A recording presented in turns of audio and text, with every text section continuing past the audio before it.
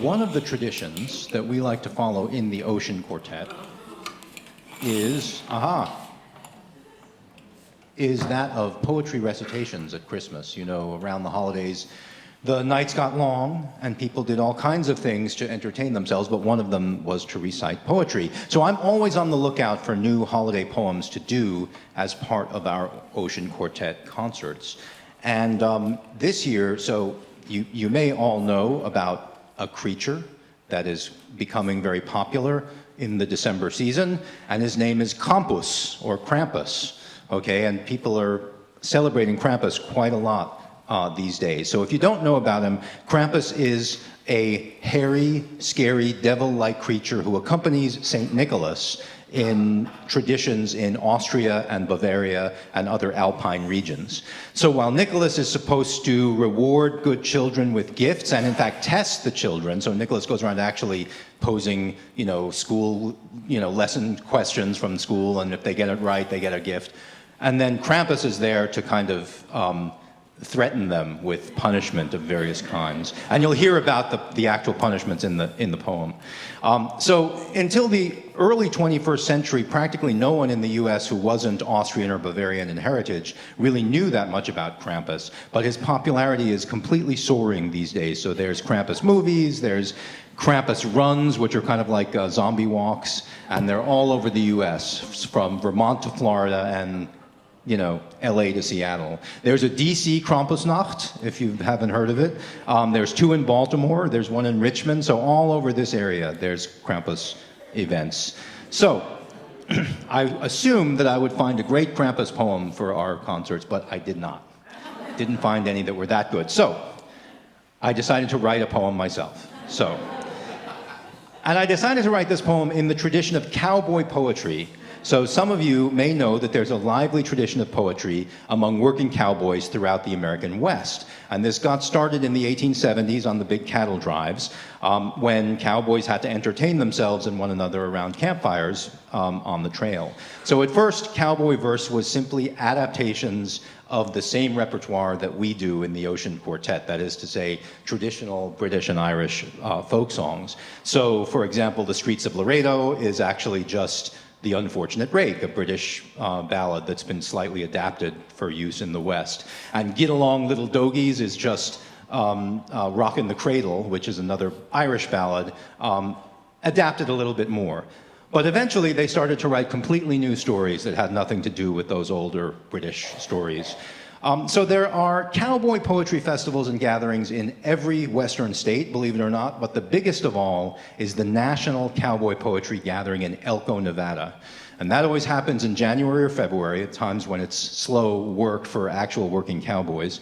And the very first year of the National, they had a printed program, and it only had one poem in it. It had, the schedule of events and all that. But it had one poem in it, which was a classic by Gail Gardner, in which two cowboys run into the devil.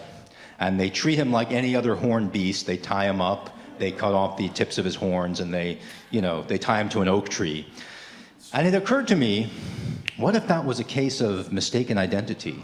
What if that wasn't the devil, but rather Krampus? So that's my poem. That's the plan of my poem. And it's kind of a sequel to Gail Gardner's poem. And it's also a sequel to The Zebra Dun, which is a well-known cowboy song about a horse that's so wild that it can practically fly. And putting these elements together, I wrote Krampus and the Cowboys. And to give you the setting, the Sierry Peaks is the local cowboy name for the Sierra Prieta Mountains, which are outside Prescott, Arizona. And the poker game that our buckaroos are coming back from is on the little row of bars in Prescott called Whiskey Row. So here we go, with help from Jay on the fiddle, Krampus and the Cowboys.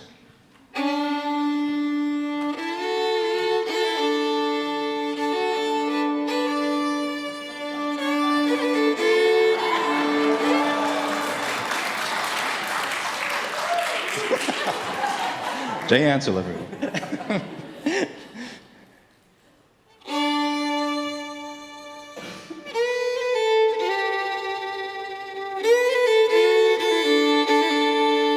Away up high in the Sierry Peaks, where the yellow jack pine still grows, they tell a tale by the old campfire that every cowhand knows. About that time that Buster Jiggs and Sandy Bob got tight, and dehorned and tied the devil up on a lonely autumn night. But I can tell you something that them cowboys never knew. It kinda tangles up the tale, but I swear to you all, it's true. Old Colorado Morton and his younger pal, Jim Graham, were coming back from Whiskey Row where they'd been in the poker game. And what should they run into there in a little mountain pass but a big old sleigh with reindeer of the type old Santa has. The deer was unhitched in the chaparral and they wandered to and fro, and the sleigh was just sitting on a sandy patch where even the scrub don't grow. And sure enough, there was old St. Nick standing by a blackjack oak, untying something from that tree which was kinda obscured by smoke. Well, it was just a month after Sandy Bob and Buster Jiggs' spree, and the devil's horns looked all growed back as Santa set him free.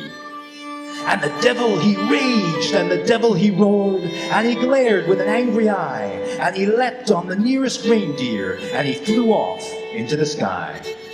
Well, ain't that a nasty kettle of corn, said Santa with a sneer. That ornery cuss of an old longhorn has stolen my leading deer. And I'll never get up into the sky with only this sorry crew, so I'd better sit and think a while and figure out what to do. So Morton and Graham introduced themselves and sat with Santa a spell and said, why would you let the devil go, if you wouldn't mind to tell? What? That weren't the devil, said Santa, and why would you think it was? Well, he had a horns and a tail and a whip, said Morton. It seemed kind of plain to us. So Santa looked at those two boys and kind of scratched his head, and his eyes gave a little twinkle, and this is what he said. Not every sheep's a bighorn, and there's many kinds of steer. Not every demon's Satan. Now, did you boys ever hear of a fella they call Krampus? Like a hairy, goat-like lug? Can't say as I have, says Morton, and Graham just gave a shrug.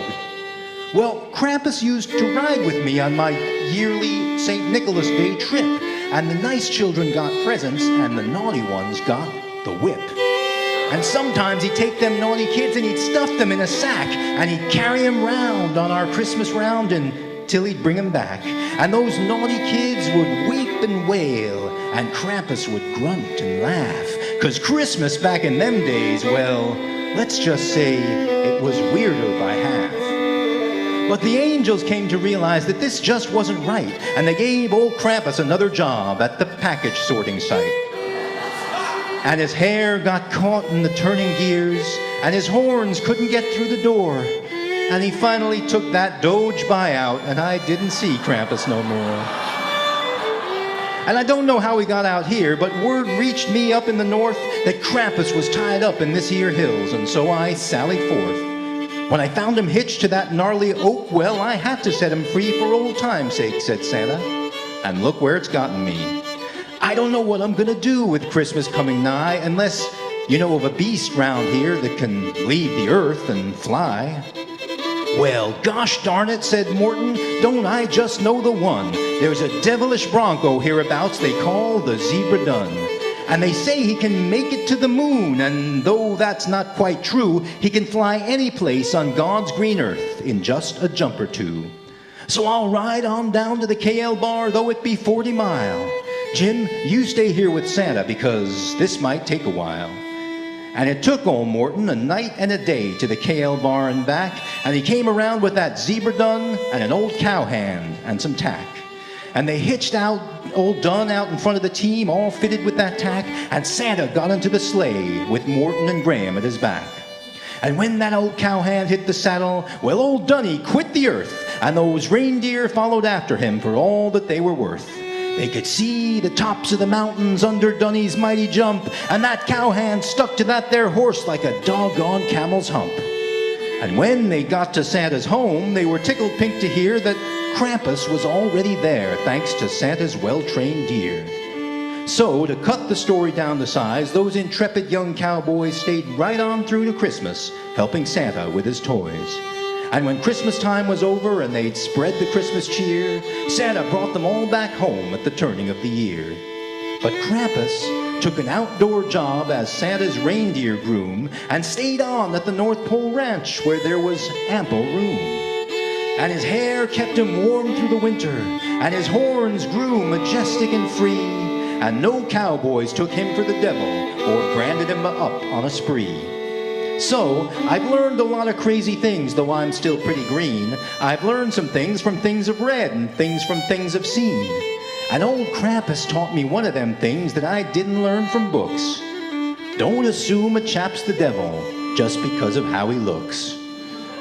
And that's Krampus and the Cowboys. Thanks to Jay Ansill.